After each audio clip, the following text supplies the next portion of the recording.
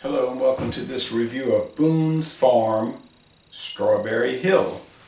This is one of the old offerings from Boone's Farm flavored citrus wine lineup, and I think Boone's Farm must be one of the E&J Gallo actual farms. That's the headquarters, the old mansion. They have a modern corporate headquarters. You know what I mean? Corporate style headquarters now, but it's still family owned. Boone's Farm was introduced in 1959. Some stores sell it around here, not too many. 40 years ago, probably everybody sold it, but I can still get it. I don't have to even travel outside of this town to find it. Citrus wine with natural flavors, a refreshing taste of lush, ripe strawberries, vented and bottled by Boone's Winery, Modesto, California. Boone's Farm Winery, 7.5% alcohol. This was $2.99 for the bottle before the JB inflation kicked in, but says serve very cold, country style, premium quality. Country style as opposed to city style. So in the city, you wouldn't be able to get this. All right. All right. Never had this in my life, but I've heard people talk about Strawberry Hill for years. They used to have television commercials, but it's actually E&J Gallo Wintery. Okay, it's not Boone's Farm Winery. That company does not now, nor has it ever existed. It's like Carlo Rossi. They tried to portray it like it was a different company, but it's all E&J Gallo. And in fact, if you look at the E&J Gallo portfolio, it's dozens and dozens of different wine brands, many of which you would never realize were part of E&J Gallo if you hadn't done the research. And some of them are cheap, like this, $2.99 a bottle, and some are $79.99 a bottle, $179.99 a bottle. So you can go from the high to the mid-range to the low. It's a very faint pink appearance. So the coloring here is very pale, and notice they don't say anything about added coloring, no certified colors like with the fuzzy navels. So this is, it doesn't even claim to be a specialty wine product like that one. That was only 3.9%. It just says citrus wine with natural flavors. Citrus wine obviously made from citrus. E&J Gallo, big family-owned company. They probably have a lot of farmer cooperatives in California that say, "Oh, we've got all these oranges that are going to be thrown out. They turned. Nobody in the store is going to buy them. Can't sell them in the store, but you could turn them into wine." And that's probably what they're doing. All right, so it is a natural color. Okay, don't know how they achieved that extremely pale pink, but the nose. There's a shade of strawberry, but honestly, you would not think strawberry. You would just think more like water. Yeah, okay, taste. All right. Natural flavors. They probably get a lot of strawberries that are about to be thrown out.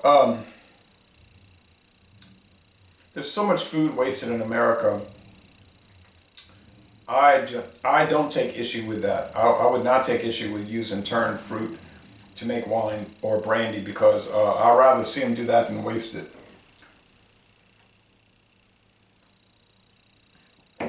A little prickly carbonation, so it's mildly carbonated. It's a bubbly wine, minimally. Sweetened with some kind of sweetener like corn syrup or sugar, more than likely. That's my impression. Medium body, mostly dry finish, so it's not as sweet as you may believe. The Carlo Rossi Sweet Red might might be sweeter than this. I don't know. My father, when he used to drink, he would say, "Ah, I can't stand dry wine. Why would you want to drink that?" He only drank sweet wine.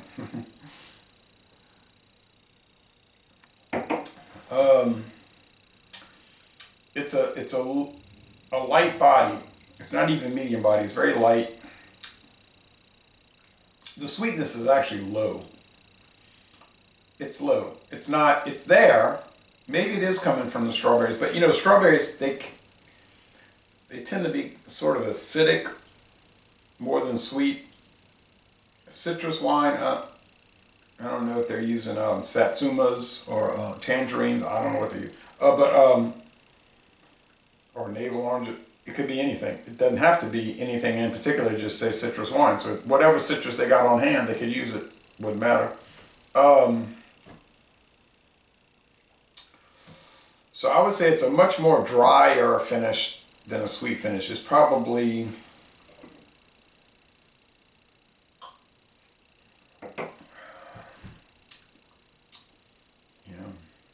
65% dry, 35% sweet. So that's a good thing. It's measured. Now the fuzzy navel was a much more gauche product. It was like Sunny Delight for alcohol enthusiasts. But at only 3.9%, you could drink the whole bottle, wouldn't really be an issue. Maybe the sugar would make you ill. The alcohol certainly wouldn't do it. 7.5, that's table wine. 7%, if it's below 7, it's what they call a food product wine. It's not even under the purview of the Tax and Trade Bureau. It's under the Food and Drug Administration. It's a food product. So, you know, I'm talking about wine and that beer, that's different. But,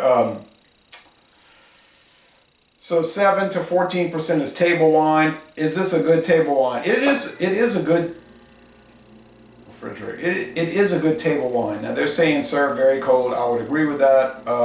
When I saw that, I put it in the fridge for a week. Well, weeks it's been in there because I had backlog. But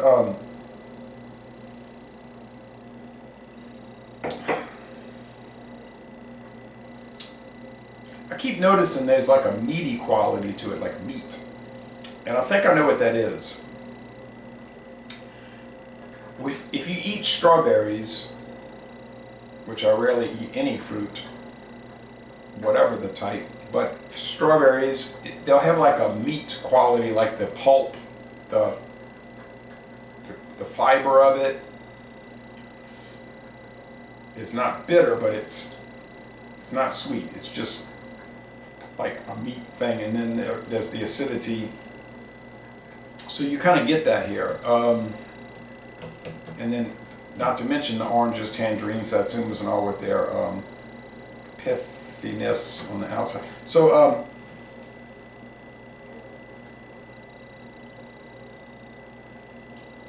that's coming into play. Well, it's very measured. I didn't know what to think. I thought, oh, this is a bus station, street corner, city park bench. You know, all the negative connotations you could think of with this product, but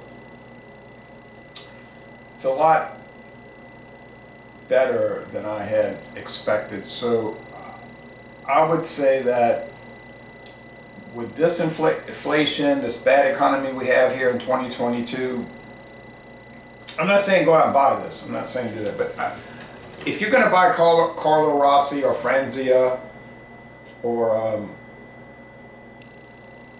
what are the other? Naked Grape, also from E&J Gallo, or I gotta pour some more for a photo. Almaden. See, all the stores carry that stuff. You know, just mass production. Eating with a grilled cheese sandwich and potato chips and kosher pickles type lunchtime thing. Yeah, I mean, you may as well just get Boone's Farm. I'm talking about the Strawberry Hill. Now, I can't speak to the other, those flavoring concoctions. There's one with blue food coloring and all. I mean, those are just kind of like beyond the pale. But this one is the original, I think, or one of the originals, and there are different varieties. Some bottles you might find will say made with apples and citrus. I think they do change it maybe 2 or 3 or 4 times a year based on what refuse fruit is available. That's just a theory. I don't think the people that buy this are really interested in that. They're not, you know, holding up to the light and, you know, saying, "Oh, it's very interesting." So, yeah, it works, and I would just get this. Do they sell it in the big jug bottles like the Wild Irish Rose? Maybe. Never seen that. I've only seen the 750s. I think it's a nicer product than the Wild Irish Rose. Wild Irish Rose from New York State can be a little hard to deal with.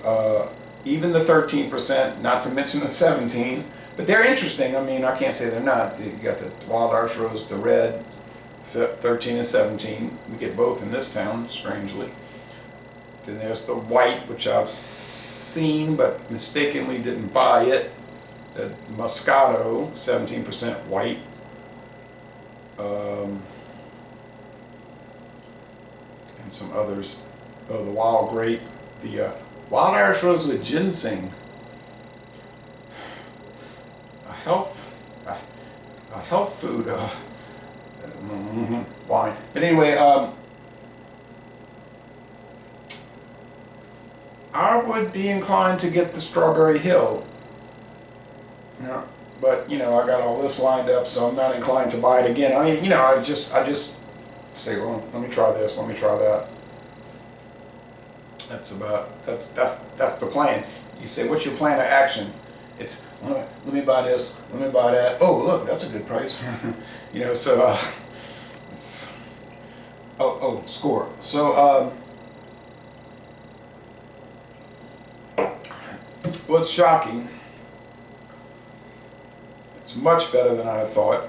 I'm not saying it's fabulous or anything, but I just expected the worst. I said, get ready, because it's just going to be horrendously bad. But it isn't. So, well, give credit to E&J Gallo, their family. It's a fascinating story how the two brothers got started in 1933 and everything. But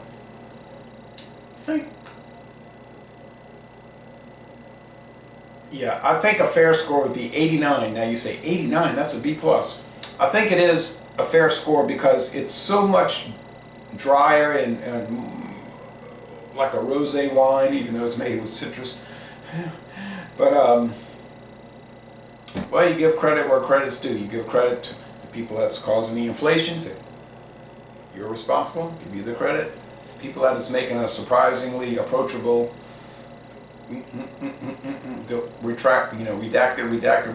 redacted wine. So we see the benefit of that. So les bon temps relais, a very good California wine. And we're going to end this review by saying y'all go to Modesto, California and tour the E&J Winery. They do give tours there. Now I'm curious to try these, so and that'll be a revisit in this. So thanks for watching this video production.